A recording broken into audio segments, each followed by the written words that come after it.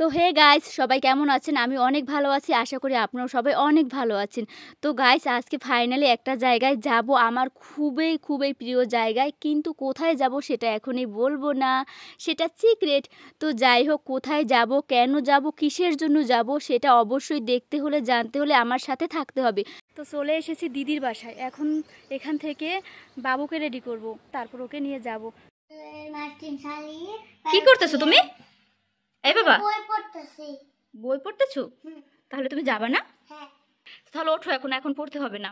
এখন চলো, তুমি খাবে, স্নান করছো, এখন খাবে, তারপরে আমরা রেডি হব। কি না বাবা, আর একটু পড়া লাগবে না ভাই, এখন ওঠো, এসে পড়বা, ঠিক আছে? রাখো।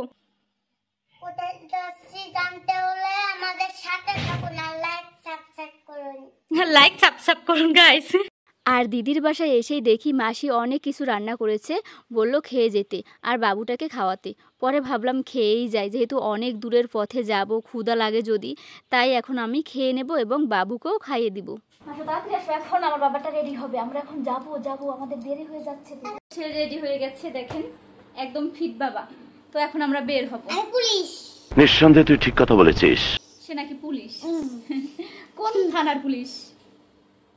ওই কালকিনির পুলিশ, ওই যে থানা, ওই থানার পুলিশ, বুঝছেন? কালকিনি থানার পুলিশ।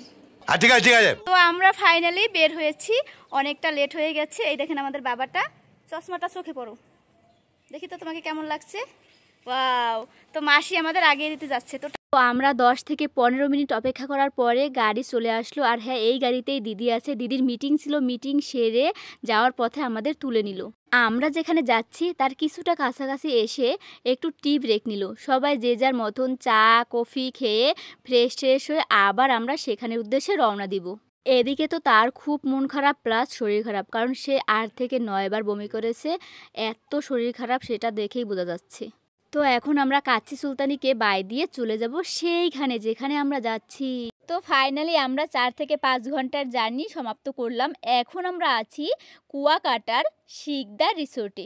তো আমরা এখন চলে আসলাম আমাদের রুমে, 315 নং রুম আমাদের।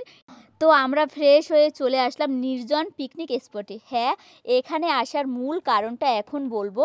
কালবের ফরিদপুর এবং রাজবাড়ির সকল কর্মীরা মিলে এই পিকনিকের আয়োজন করেছে। তো ফাইনালি আমরা চলে এসেছি কোথায়? কুয়াকাটা। সে তো বলার জন্য অধীর আগ্রহে বসে আছে। সে তো অনেক খুশি, প্লাস আবার একটু অখুশিও আছে। সে 8 বার বমি করেছে, অনেক অসুস্থ, কিন্তু এখন সে কেমন? এখন ভালো লাগে, দেখেন তার অবস্থা। সে এই হাতি দেখে ভয় পেয়েছে, সে বলে এটা নাকি সত্যিকারের হাতি। এখন ছোঁয়ার পরে দেখেন তার অবস্থা।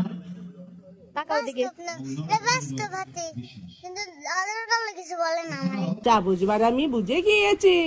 ওইটা বাস্তব হাতে আদর করলে কিছু বলে না গাইজ। দেখেন এখন এক এক করে সবাই শুভেচ্ছা বক্তব্য রাখবেন, কিন্তু আই অ্যাম সরি, আমি সবার ভিডিও ফুটেজ নিতে পারিনি। সবার শুভেচ্ছা বক্তব্যের পরে সবার প্রিয় একটা গান হবে।